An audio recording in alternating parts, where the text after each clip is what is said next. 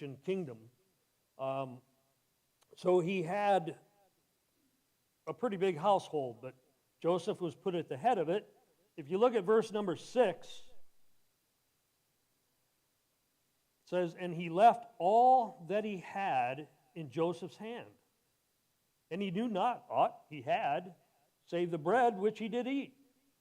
And Joseph was a goodly person and well favored." So that's one thing I noticed about these three people that we're going to look at. They didn't get bitter at God. They didn't really, didn't show Joseph complaining. He was well favored everywhere he went, really. But this man, his first one he was a slave to, he was considered a goodly person and well favored. Look at verse 7. Things were looking a little better for Joseph, but now they're going to take a turn for the worse. Things are going to get ugly. Verse number 8. Or verse 7, I'm sorry. "And it came to pass after these things that his master's wife cast her eyes upon Joseph, and she said, Lie with me. But he refused, and said unto his master's wife, Behold, my master wotteth not, or knoweth not, what it is with me in the house. And he hath committed all that he hath to my hand." In other words, he's put me in charge of everything. He doesn't even pay attention to what I'm doing. He trusts me that much. So in verse 9, it says, "There is none greater in this house than I. Neither hath he kept back anything from me but thee." So in other words, he says, "You should let me have everything, but not you. You're his wife." It says, "Because thou art his wife, how then can I do this great wickedness and sin against God?" In verse 10 it says, "And it came to pass, as she spake to Joseph day by day, that he hearkened not unto her." So this wasn't a one-time proposition. She kept bugging him. And he hearkened not unto her to lie with her or to be with her. And it came to pass about this time that Joseph went into the house to do his business, his work, and there was none of the men of the house there within. So nobody else was in the house. That can be problems. If you're left alone in a situation like that, that's a red flag right there. That's a warning sign. It's not good. In verse 12, it says, "She caught him by his garment, saying, Lie with me. And he left his garment in her hand and fled and got him out." In verse 16, it says, "She laid up his garment by her until his Lord came home." In other words, Potiphar, the lady's husband, came home. In verse 17, "And she spoke unto him according to these words, saying, The Hebrew servant," now that's Joseph, "the Hebrew servant which thou hast brought unto us came in unto me and to mock me.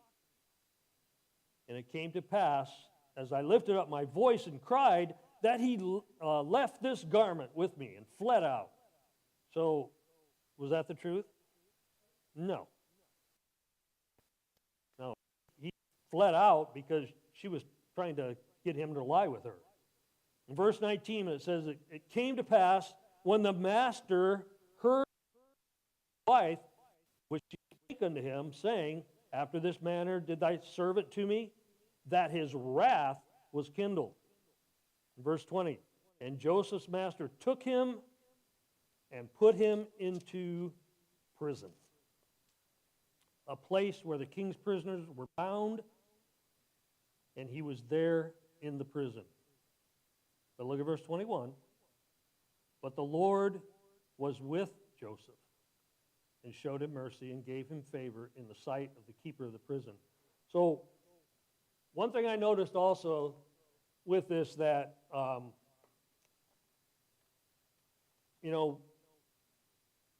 God didn't keep Joseph out of the prison, but he was there with him.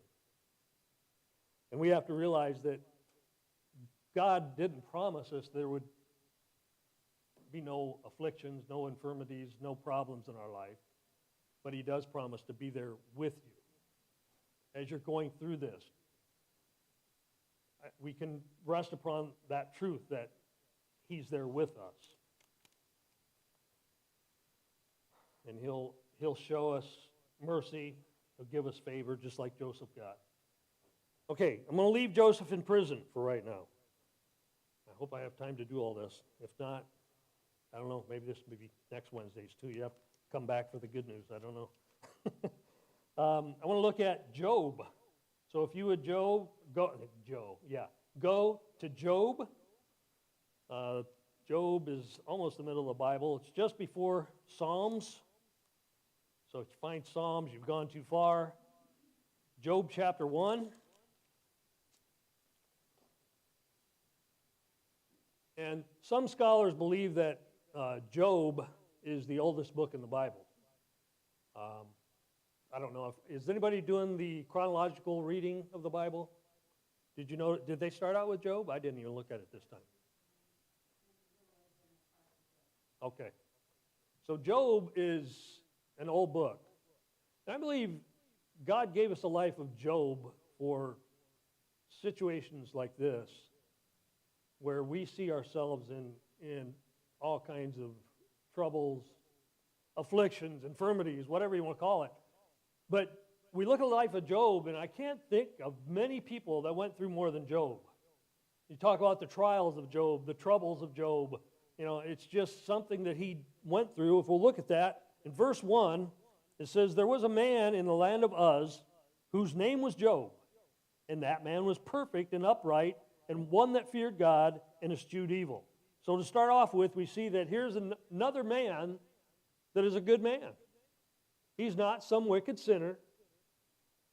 He's a good man.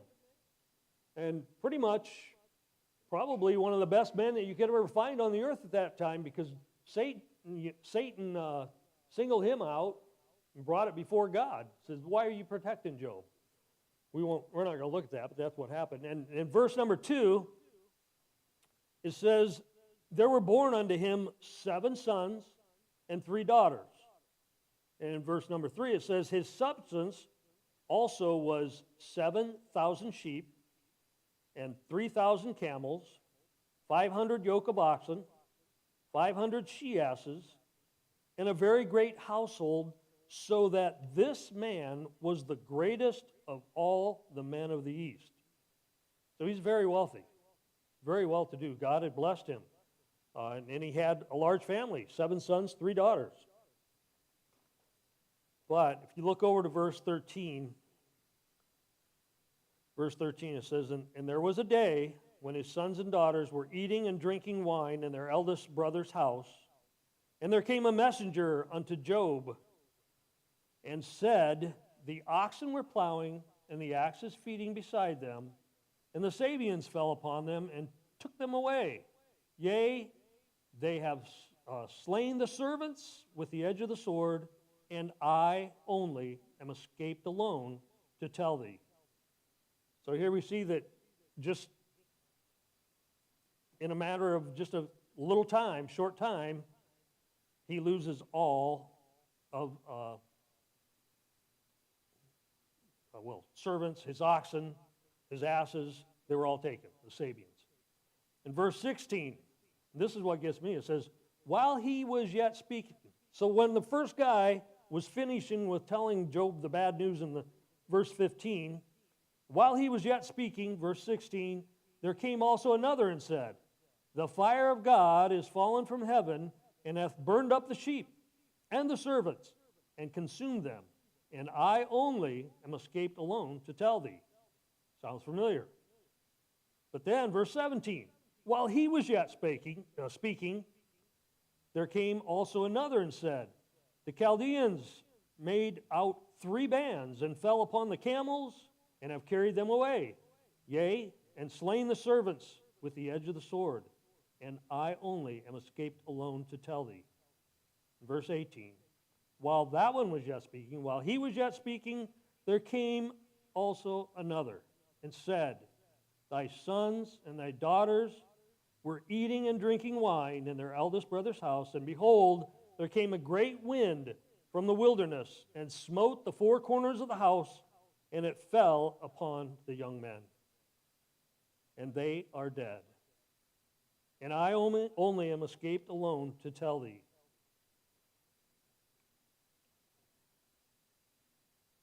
When you think about having a bad day, none of us had a day like that.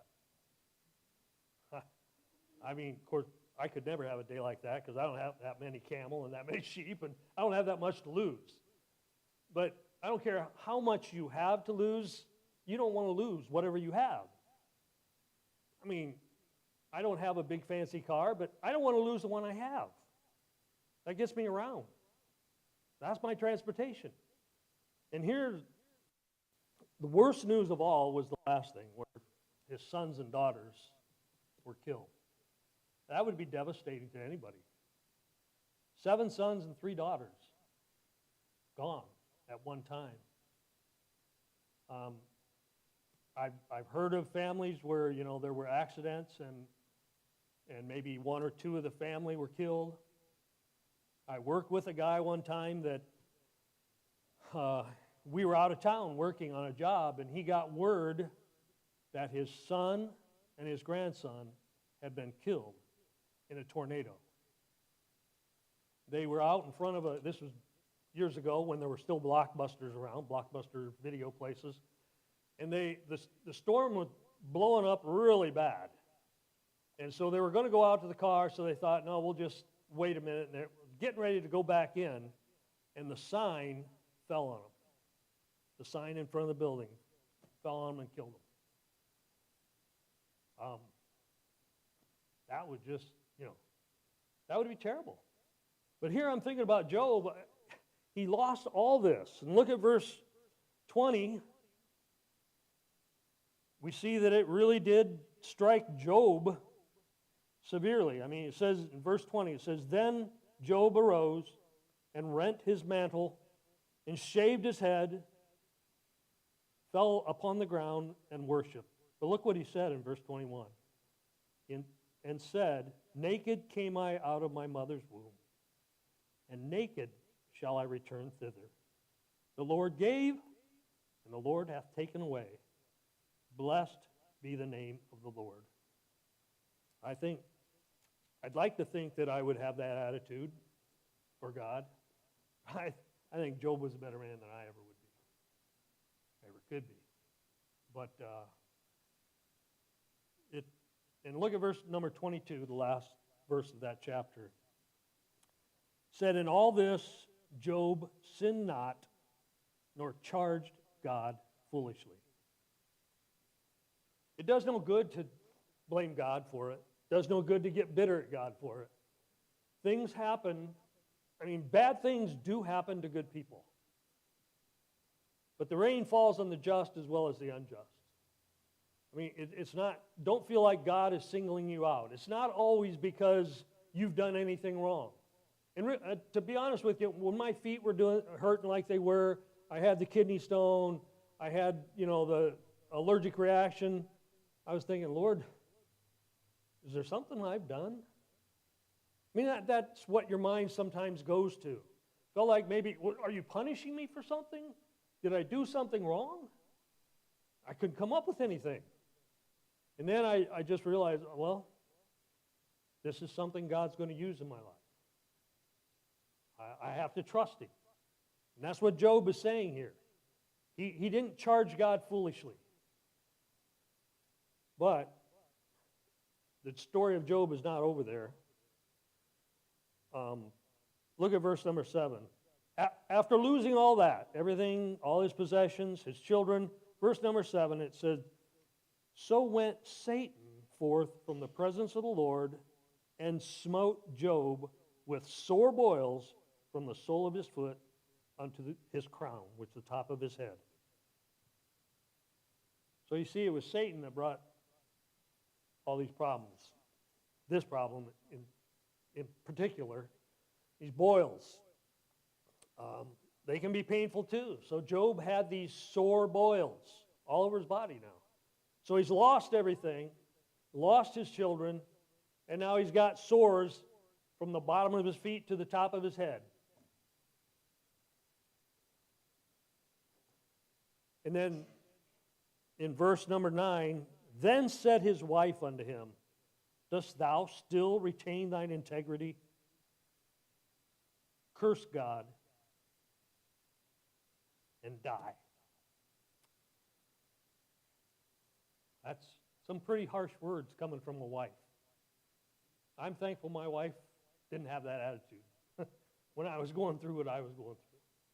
I'm thankful, Jarita, you're being such a help to your husband as he's going through that. And many of you other ladies, I know you've probably helped out in different things with your children or loved ones. It's just hard to think, though, but look at the last sentence in verse number 10. It says, in all this did not Job sin with his lips. So we see Joseph, he had all those problems. Job now has all these problems we've seen. We'll look at one more person. Look at the third person, and it's the Apostle Paul. Turn to 2 Corinthians chapter 11. 2 Corinthians chapter 11. Give you a little bit to get there. Got the book of Acts, then Romans, then 1 Corinthians, then 2 Corinthians. If you hit Galatians or Ephesians, you're gone too far.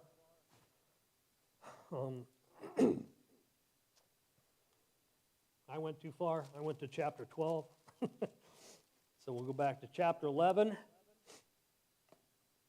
and verse number 23. This is the Apostle Paul talking to a group of people about some of these people thought they were special and that God was using them. And Paul wanted them to know that, hey, look at this. It says, are they ministers of Christ? I speak as a fool. I am more. In labors more abundant, in stripes above measure, in prisons more frequent, in deaths oft. And then he starts listing some of the things he went through. Verse number 24 says, of the Jews 5 times received I 40 stripes. Now, I believe that means that he received 195 lashes. When they say, how is it? 5 times I received I 40 stripes, saved 1. I think he's just saying that 5 times he got 39 lashes. Because I think at that time it was law that you could not give more than 40. So it was not allowed. It was, I guess, unusual punishment if you being too brutal. As if 39's not, you know. But anyhow, verse number 24 says, of the Jews, 5 times I received, 40 stripes, save 1. Verse 25, thrice, 3 times was I beaten with rods. Once I was stoned. Thrice I suffered shipwreck. A night and a day I have been in the deep. In journeyings off, in perils of water, in perils of robbers, in perils of mine own countrymen, in perils by heathen, in perils in the city, in perils in the wilderness, in perils in the sea, in perils among false brethren. I think verse number 26 is referred to as the perils of Paul. I mean, it was just one peril after another that he went through. And because of all this that he's gone through, he also mentions in verse 27, it says, in weariness and painfulness, in watchings off. In other words, he probably couldn't sleep. In hunger and thirst, in fastings off, in cold and nakedness. And then he said, beside those things that are without, that which cometh upon me daily, the care of all the churches. So I'd never really experienced that last part there, the care of all the churches, until, we're without a pastor now. I am, I'm the trustee of the church. So I feel like I a little bit can compare to that. I have a little bit the care of this church. Now, Paul had more than one church. I can't imagine that. But that takes a toll on a person too. So Paul's listed it among all these things that he went through, hard times that he went through. So Verse number 29, he says, who is weak? And I am not weak. I'm weak. He says, who is offended and I burn not? If I must needs glory, I will glory of the things which concern mine infirmities. So Paul, all these things, like in verse 25, he was beaten with rods 3 times. He was stoned and left for dead. He was shipwrecked 3 times. He was stranded in the water, in the sea, for a day and a night. So all these things Paul went through. But each one of these people, Joseph, Job, and Paul, all 3 of those men, if you notice, none of them got bitter. None of them got bitter about what they were going through. I think they realized that God still had a purpose for their life. God still had a plan. God was still going to work this out. And that's what, when we go through things like this, we need to realize that God, like Joseph, he was in the prison, but God with him. Whatever you're going through, God is there with you. And I want to look, if you could look at, excuse me. Okay, let me go ahead and tell you this. This is the second part. We've had all the bad news. And, the first part was just when you thought things couldn't get any worse. But that leads us to the second part, the good news. And that is, just when you thought things couldn't get any worse, then God steps in and delivers. He delivers. We're not always sure what he's going to deliver, how he's going to deliver us, what means, whether it'll be another person, whether it'll just be by a miracle. I've had some of those too in my life. We don't know how God can step in and do something to make a difference. But he wants to. But we can't get bitter along the way. We have to be like Job. We can't charge God foolishly and say, what are you doing in my life? This is stupid. You're stupid. You don't ever do that. But, we could. I mean, some people probably have. I've known some people that have done that. They wave their finger at God and say, it's all his fault. No, there's no fault to be laid. This is his plan. We just have to accept it and let him bring us through the other side. I mean, this is where God can step in.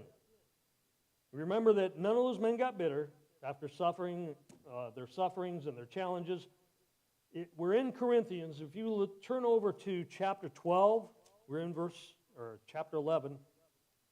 So it should be just a page over. Chapter 12 and verse number 9. This is all written by Paul, so this is not long after he wrote that about his sufferings. Verse number 9, and he said unto them, or he said unto me, I'm sorry. This was God talking to Paul. He said, my grace is sufficient for thee, for my strength is made perfect in weakness. Most gladly, therefore, will I rather glory in my infirmities, that the power of Christ may rest upon me. Verse 10, therefore I take pleasure in my infirmities, in reproaches, in necessities, in persecutions, in distresses for Christ's sake. For when I am weak, then I am strong. Now, we don't think about weakness being strength. But when you think who we serve, anything could happen. God can take what we think is the worst situation and bring us through it and deliver us. He'll step in. Sometimes we have to step aside to let him step in. Sometimes we let pride in our life think, oh, I can handle this. No, let God handle it. He's a lot better at it. Turn back to 2 Corinthians. We're still there. If you turn back to chapter 4. 2 Corinthians chapter 4, verse number 8. 2 Corinthians 4, verse number 8, it says, "We are troubled on every side, yet not distressed. We are perplexed, but not in despair. Persecuted, but not forsaken. Cast down, but not destroyed." That's also good to know, that God will not allow us to be destroyed. The Bible talks about, we are all tempted. We won't be tempted above that we're able. But God will, with it, give a way of escape. So we have to look for that. We have to be aware and open to God about what He's doing in our life and maybe why He's doing it. We won't always know why. But we have to look for that escape that He gives us. And many times it's just in the Bible. It's just in the church. Staying faithful to what you know is right. If you stay faithful to what you know is right, God is going to use you for what is right. He will.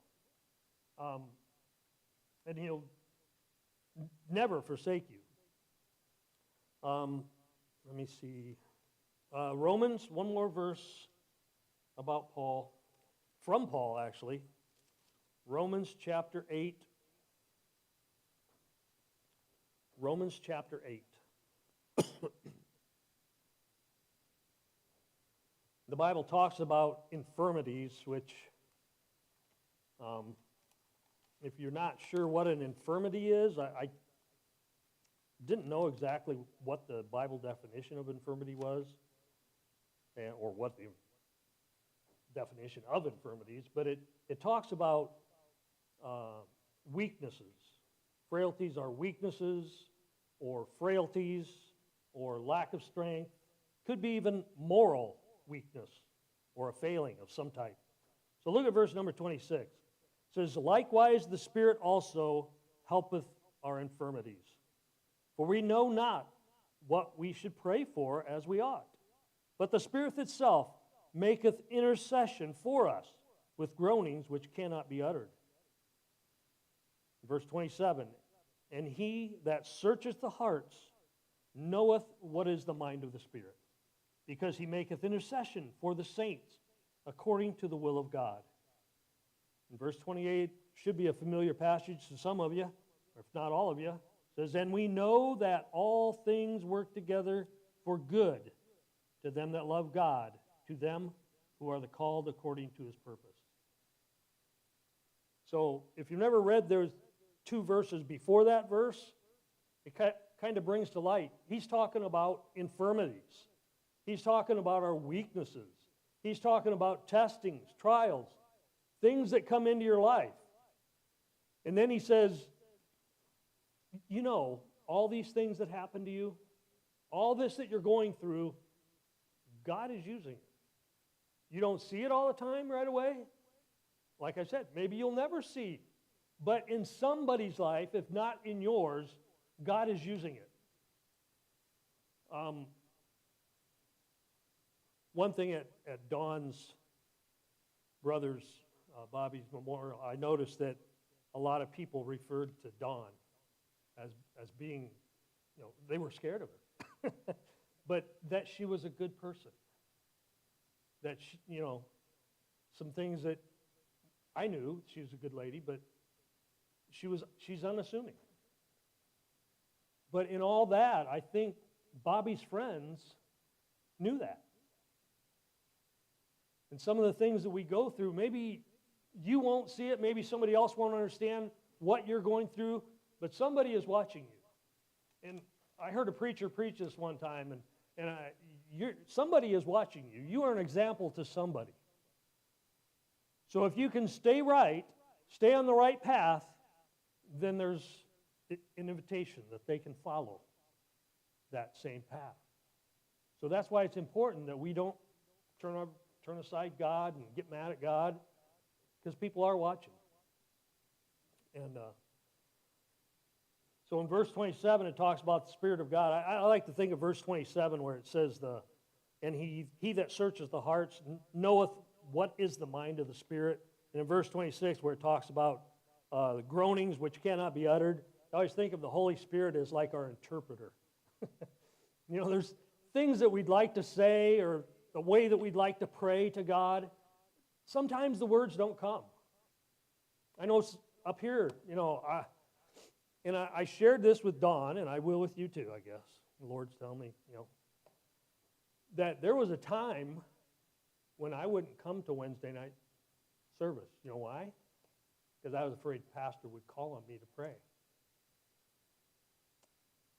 And that wasn't me. I don't want to be in the eye of the public. But look at me now.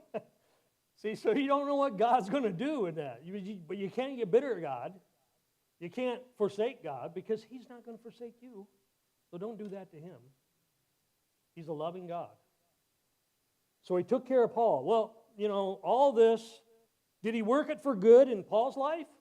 Okay, we looked at all those things that happened to Paul. Shipwrecks, stoning, left for dead, beat with rods, and, you know, cast perils of this and that and the other.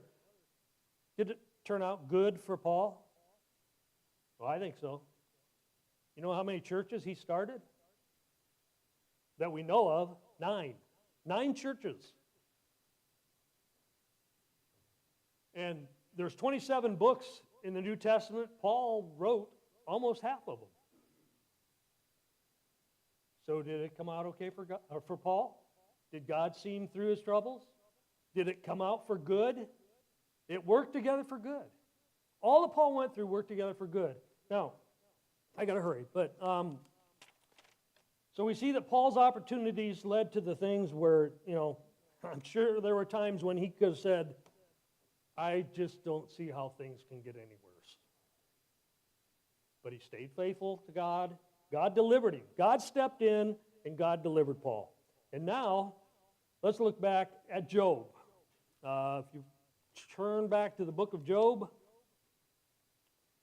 hopefully I can find it too. Took my marker out of it. Right before Psalms. And we want chapter 42 this time. So the last chapter in Job, right before Psalms. So I wanted to look at the turning point for Job and how things turned out for him.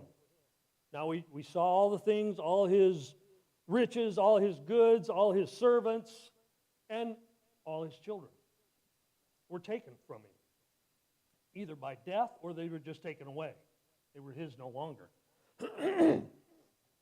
Look at verse 1 of chapter 42.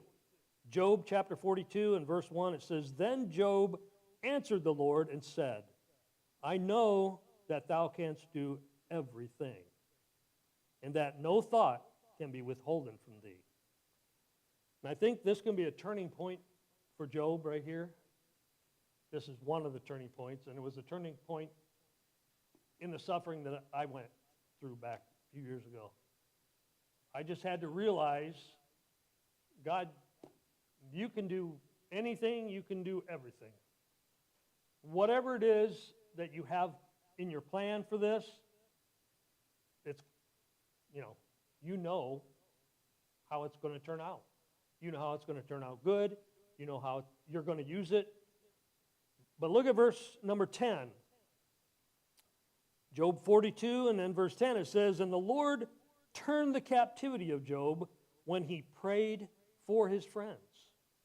Also the Lord gave Job twice as much as he had before. So did it turn out good? Turn out well? Yeah.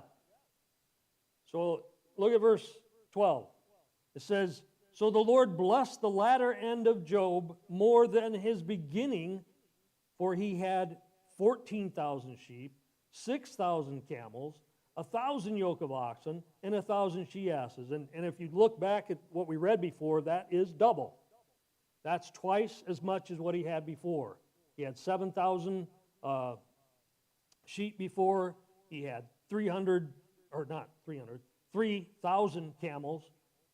He had 500 yoke of oxen and 500 she-asses. But now he's got double that. God blessed him so much that he gave him twice what he had before. So all these numbers are doubled. And then you look at verse number 13.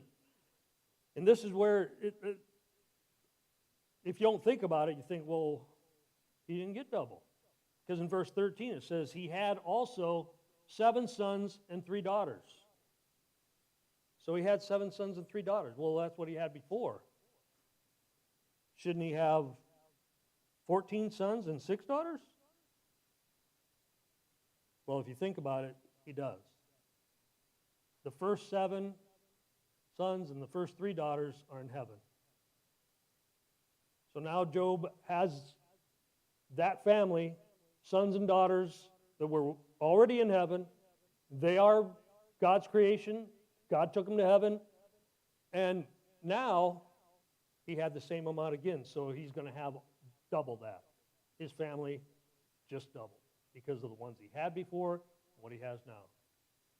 But I think one preacher said that the punishment for Job's wife for telling him curse God and die was having all these more children.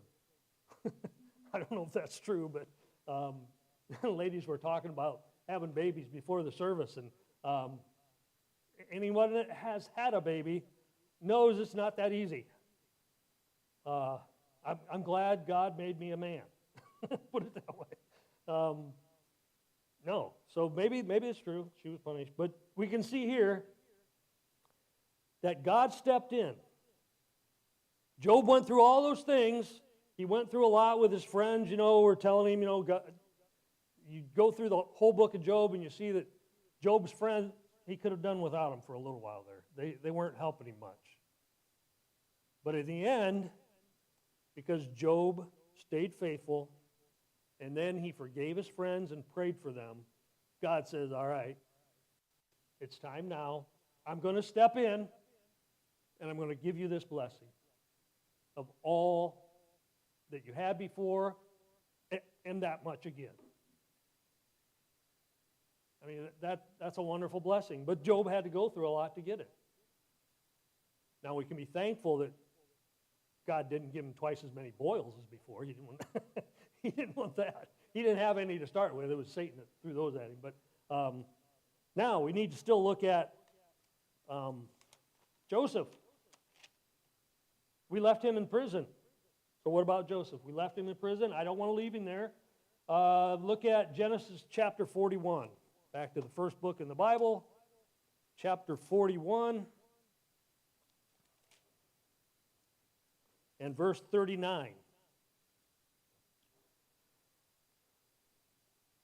41, verse 39, it says, And Pharaoh said unto Joseph, For as much as God showed thee all this, there is none so discreet and wise as thou art. So Pharaoh, well, if you remember the story, Pharaoh had a dream.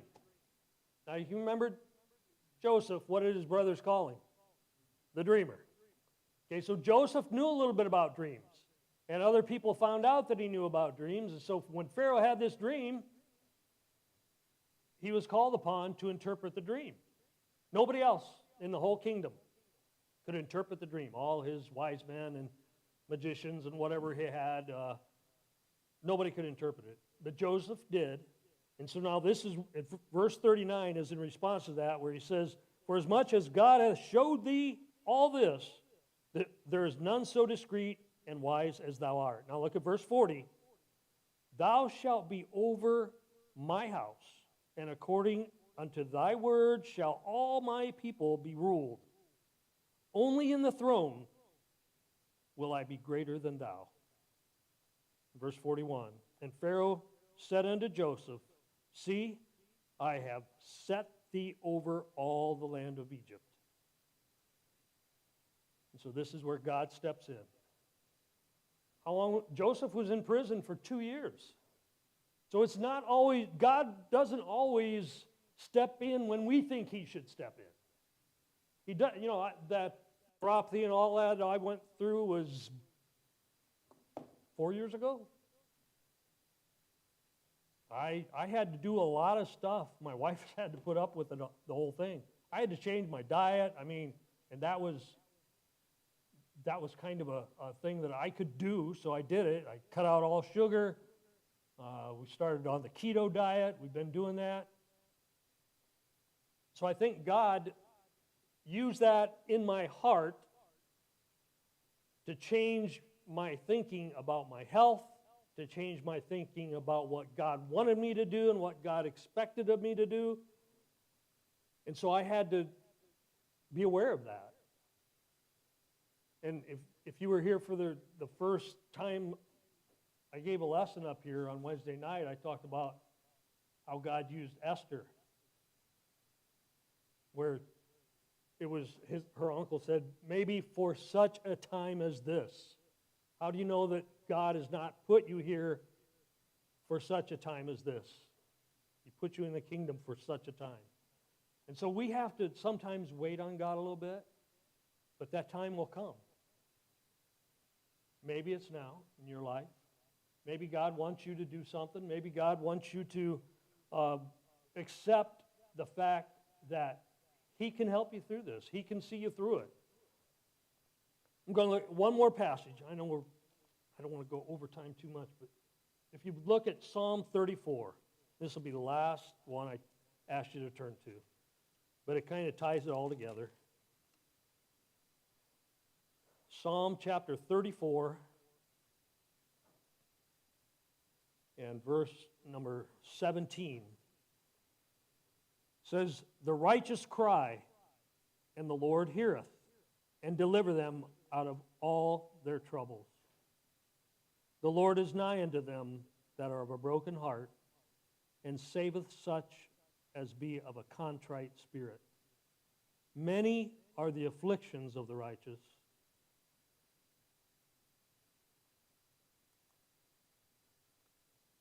but the Lord deliver him out of them all." So you see, God never said we won't go through afflictions. But He does promise He will deliver you out of all. There's deliverance.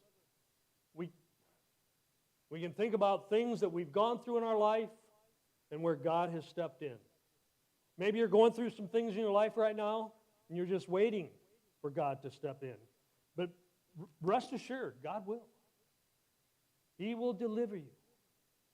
When God steps in to deliver you, you'll know it. And I pray that you'll be open-minded, open heart to what God wants you to do and how God can use you from this point forward. Because sometimes it's just because we don't ask. I mean, Jeremiah 33:3 says, "Call unto me, and I will answer thee, and show thee great and mighty things which thou knowest not." But how's it start out? Call unto me. So are you in these problems? Have you gone through some of these troubles? Have you see things, trouble all around you, as Paul mentioned? Don't be discouraged. Don't be despaired. Call. Call to the Lord and let Him step in. You step aside, let God step in and deliver you. Let's have a word of prayer. Heavenly Father, I thank you for your word. Thank you that it's filled with promises, filled with stories where you've worked in other people's lives, and we can know